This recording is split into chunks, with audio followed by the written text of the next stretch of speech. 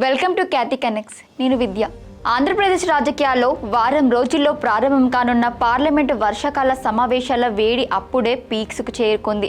ఈ సభల్లో అనుసరించాల్సిన వ్యూహాలపై తెలుగుదేశం పార్టీ అధినేత ముఖ్యమంత్రి నారా చంద్రబాబు నాయుడు శనివారం సాయంత్రం ఉండవల్లిలోని తన నివాసంలో పార్టీ లోక్సభ మరియు రాజ్యసభ ఎంపీలతో ప్రత్యేకంగా సమావేశమై దిశానిర్దేశం చేశారు. గత ప్రభుత్వ హయాంలో వైఎస్ఆర్ కాంగ్రెస్ పార్టీ అధినేత వైఎస్ జగన్మోహన్ రెడ్డి రాజధాని అమరావతిపై పన్నిన కుట్రలను పార్లమెంటు వేదికగా ప్రధానంగా ప్రస్తావించాలని చంద్రబాబు నాయుడు ఆదేశించారు. యావత్ పార్లమెంటే రాజధానికి అనుకూలంగా బిల్లును పాస్ చేసిన తరుణంలో ఆ నిర్ణయాన్ని సైతం తోసిపుచ్చి ప్రజాస్వామ్యాన్ని పార్లమెంటును అవమానించేలా మావిగాన్ పేరుతో పన్నిన కుట్రను సభలో చర్చకు పెట్టాలని పిలుపునిచ్చారు. ఢిల్లీ రాజకీయాల్లో పెను దుమారం రేపబోతున్న ఈ సరికొత్త పార్లమెంటరీ వ్యూహం తాలూకు పూర్తి వివరాలను ఈ వీడియోలో చూద్దాం.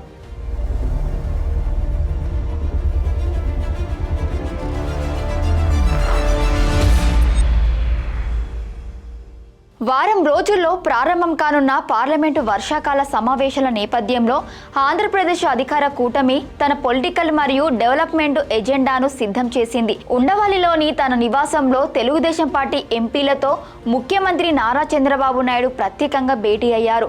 ఈ సమావేశంలో ఆయన మాట్లాడుతూ గత వైఎస్ఆర్సీపీ ప్రభుత్వ హయాంలో రాజధాని అమరావతిపై జరిగిన జగన్ దురుద్దేశపూర్వక కుట్రలను జాతీయ స్థాయిలో ఎండగట్టాల్సిన అవసరం ఎంతైనా ఉందని స్పష్టం చేశారు. దేశ అత్యున్నత చట్టసభ అయిన పార్లమెంటు యావత్ రాజధానికి అనుకూలంగా బిల్లును పాస్ చేసిందని ఆయన గుర్తు చేశారు. అలాంటి పార్లమెంటు నిర్ణయాన్ని సైతం తోసిపుచ్చుతూ ప్రజాస్వామ్యాన్ని పార్లమెంటరీ వ్యవస్థను కూడా అవమానించేలా మావిగాన్ పేరుతో పన్నిన కుట్రను పార్లమెంటులో ప్రధానంగా ప్రస్తావించి చర్చకు పెట్టాలని చంద్రబాబు నాయుడు దిశానిర్దేశం చేశారు.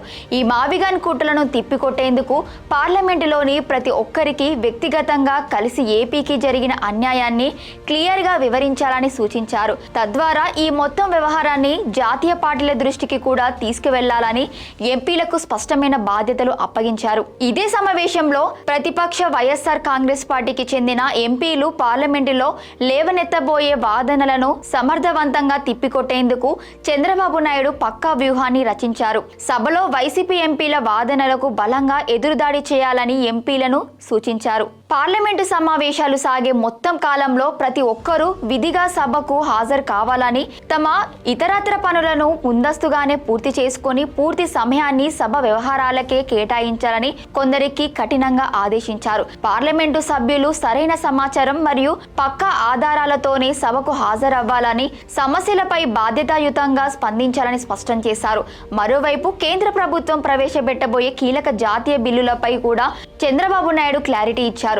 ఈ వర్షాకాల పార్లమెంటు సమావేశంలో మహిళ బిల్లు, పార్లమెంటు నియోజకవర్గాల పునర్విభజన బిల్లు మరియు జమిలీ ఎన్నికల బిల్లులు వచ్చే అవకాశం ఉందని తెలిపారు. తాము కేంద్రంలో కూటమిలో భాగస్వామ్య పక్షంగా ఉన్నామని, కాబట్టి టీడీపీ తరపున ఆయా బిల్లులను తప్పకుండా ఆమోదించాలని స్పష్టం చేశారు.